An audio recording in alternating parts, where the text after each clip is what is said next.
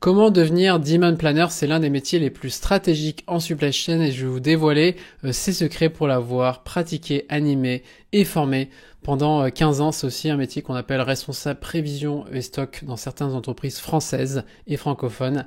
Et donc je vais revenir sur 11 étapes, mon expérience personnelle dans le demand planning, qu'est-ce qui fait vraiment le demand planner, pourquoi c'est un métier stratégique, les salaires qui sont très intéressants, qui sont vraiment en train d'augmenter, le futur du métier du demand planner qui est en train d'évoluer, comment devenir demand planner si vous ne l'êtes pas déjà, les outils stratégiques d'un demand planner au quotidien, ce qu'il faut maîtriser, les compétences stratégiques, comment devenir un top performer dans votre domaine avec vraiment des outils et des méthodes concrètes, et les parcours, qu'est-ce que vous pouvez faire avant mais aussi après avoir été demand planner avec des super opportunités en supply chain. Et je vous expliquerai aussi comment prendre un gros raccourci avec nous si vous voulez booster votre carrière en tant que demand planner.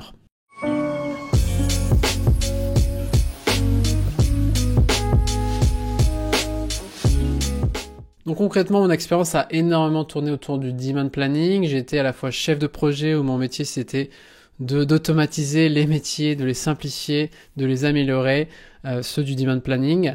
J'étais un analyste autour du demand planning, j'étais un supply chain manager et j'ai animé les demand planners.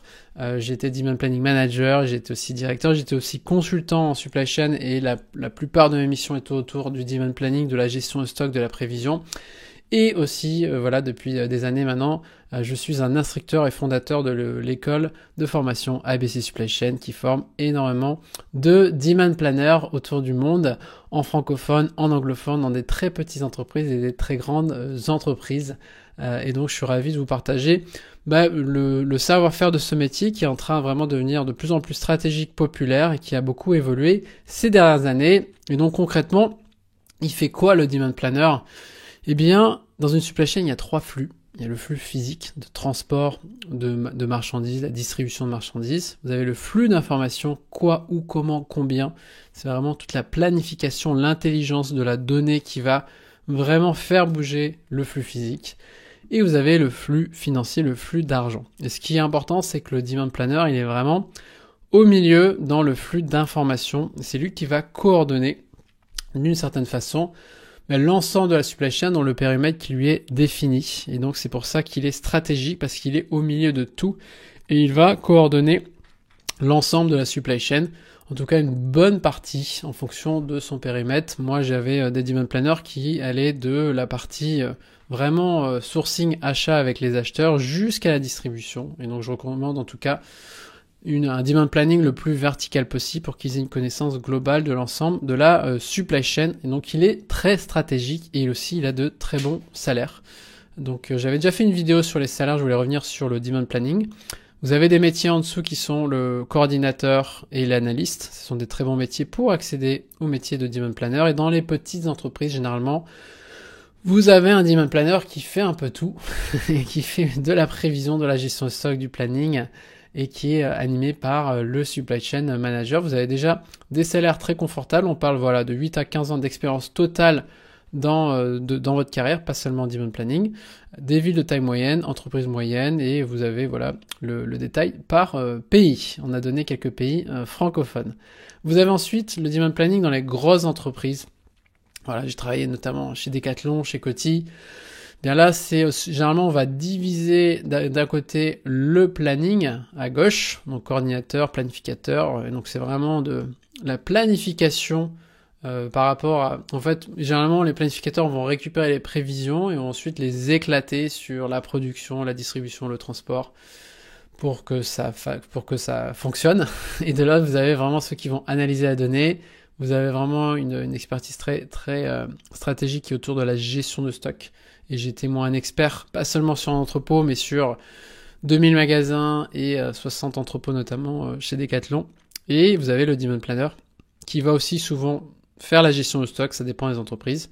Et vous voyez des métiers très confortables avec des belles augmentations. Et au-dessus de lui, le demand planning manager, le SNEP manager et le directeur supply chain. Vous pouvez faire pause sur la vidéo si ça va trop vite, mais retenez bien que c'est un métier central et stratégique que je vous invite à explorer.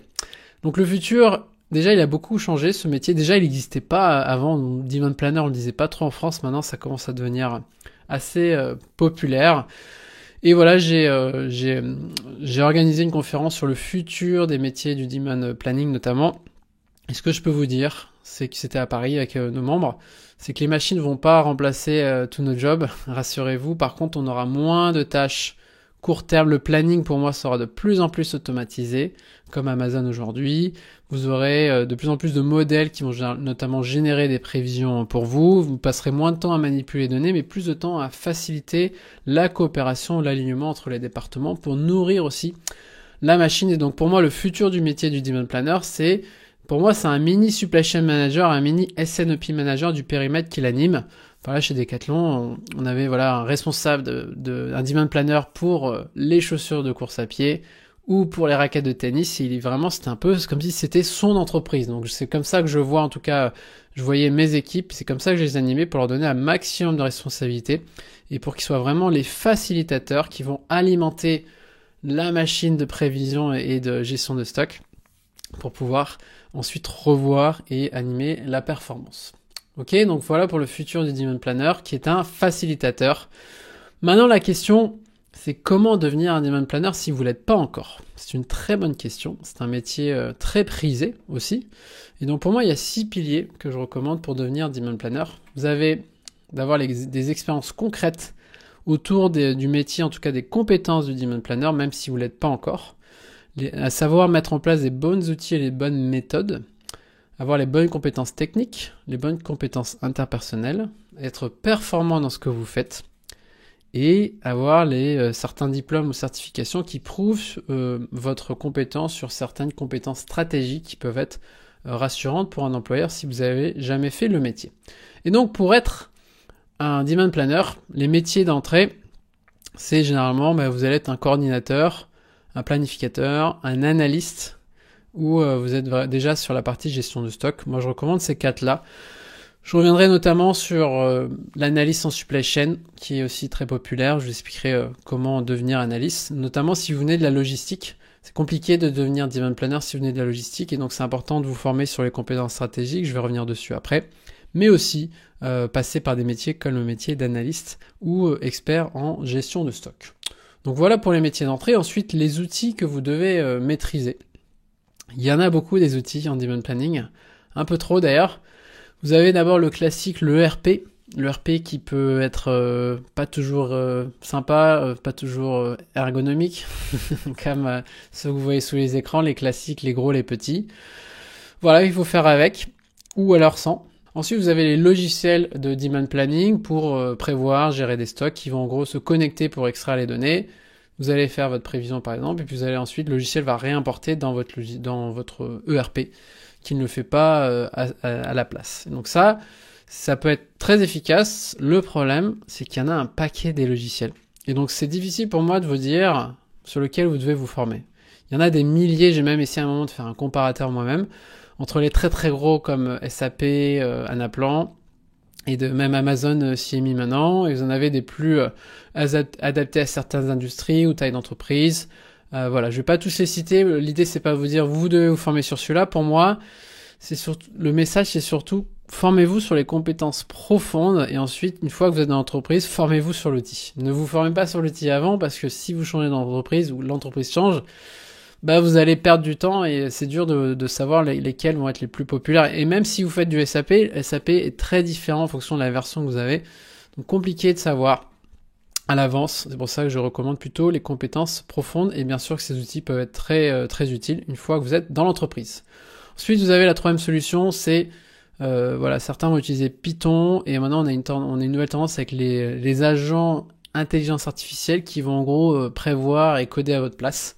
Ça, c'est une autre solution. C'est quand même assez compliqué à mettre en place encore aujourd'hui. J'ai fait pas mal de tests avec Copilot, ChatGPT. C'est intéressant pour coder à votre place.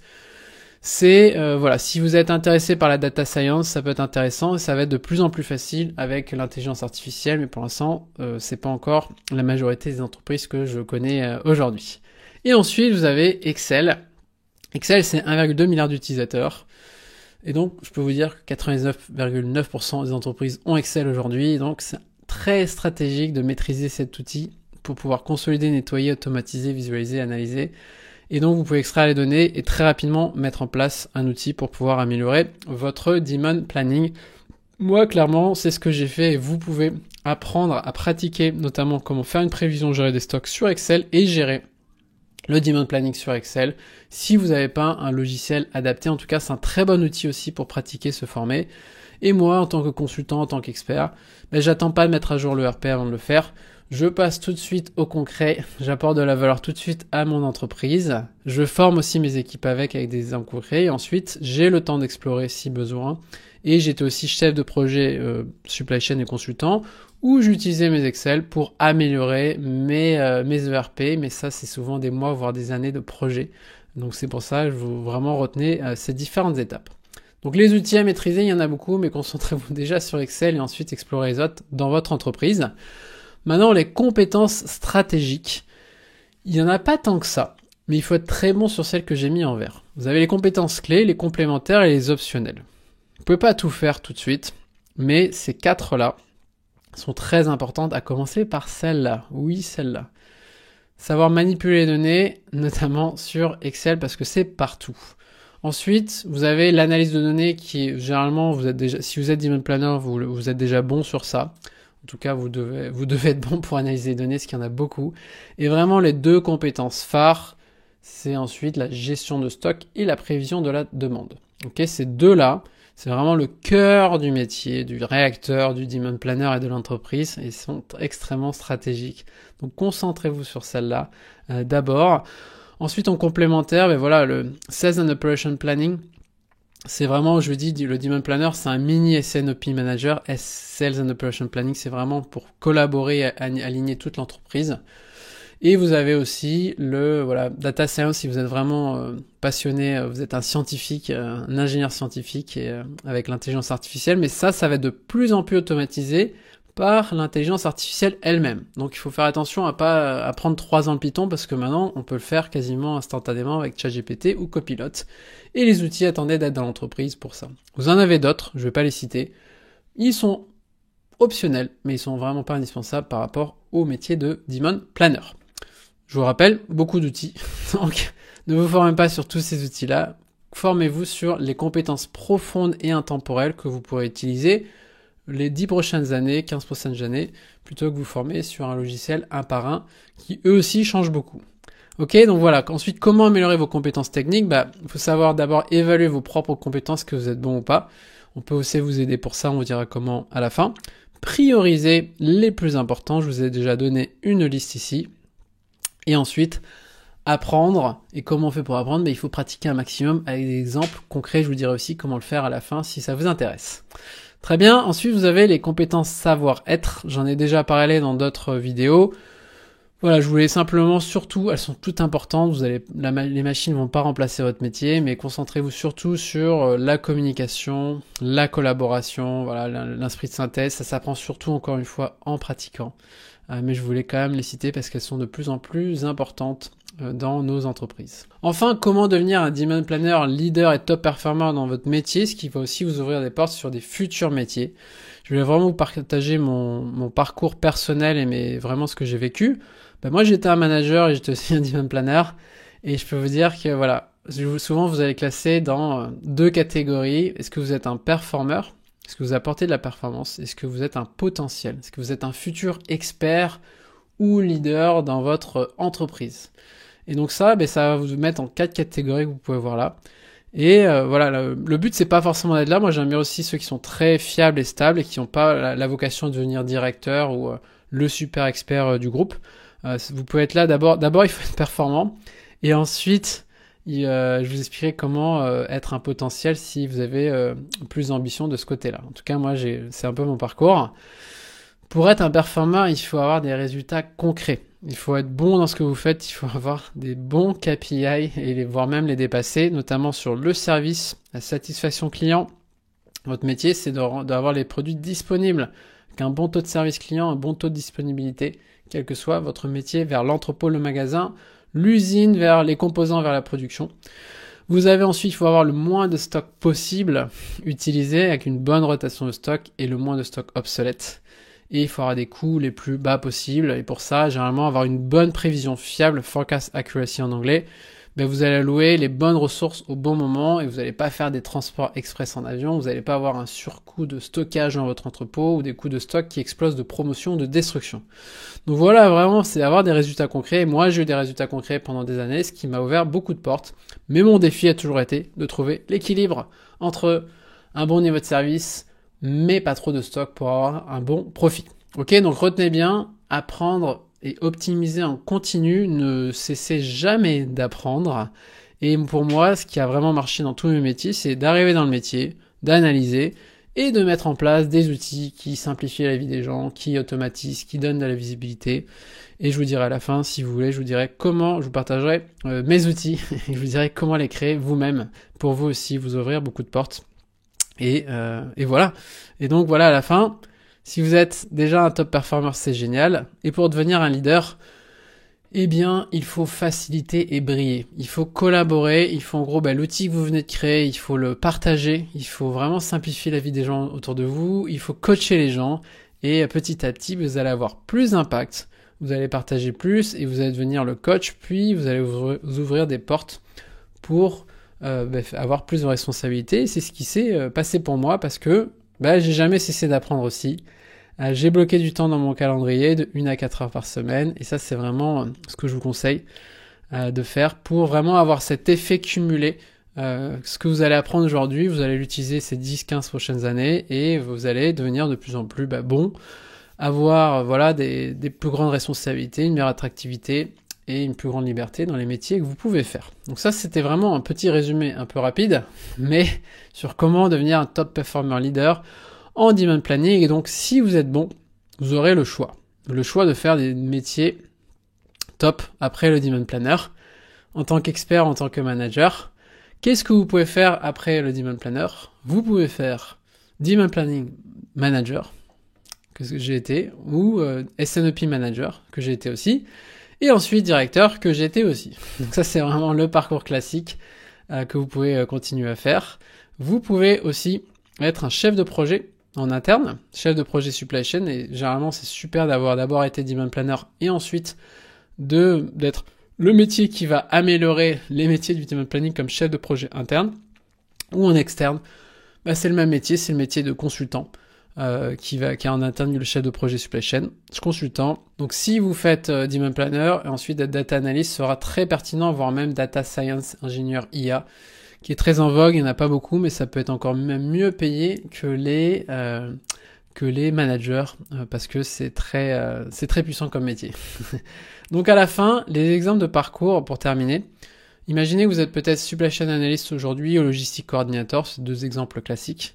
Eh bien, si vous avez suivi ces 6 piliers, vous pouvez devenir demand planner, ensuite supply chain manager, ensuite SNOP manager d'un plus grand groupe, par exemple, au bout de 5 ans. Puis supply chain director. Et donc pour ça, c'était des parcours de membres assez classiques. Vous maîtrisez trois compétences, j'ai mis en anglais mes 3 compétences comme Excel et data, gestion de stock, puis les forecasts. Et donc ça vous permet d'abord de passer demand planner, d'être bon dans ce que vous faites, et ensuite de passer au métier suivant pour former et devenir un coach des personnes de votre équipe. Retenez bien que c'est important d'être proactif.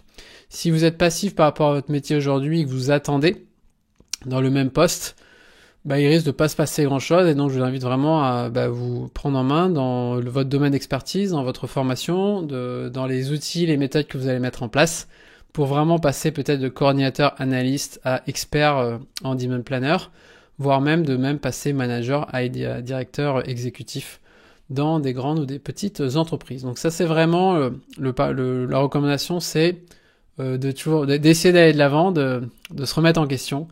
Et c'est le parcours que j'ai vécu moi-même. C'est 15 dernières années dans différents pays, dans différentes entreprises, où j'ai aussi développé des modèles avec notamment le MIT. Et j'ai collaboré aussi sur une nouvelle méthode de prévision avec un expert d'Amazon. Donc plein de beaux projets autour des métiers du demand planning. J'espère que je vous ai donné envie, en tout cas, d'aller plus loin sur ces métiers-là. Et si vous êtes curieux, ces 6 piliers, c'est les piliers d'ABC Supply Chain pour vous aider, vous aussi, à devenir un demand planner.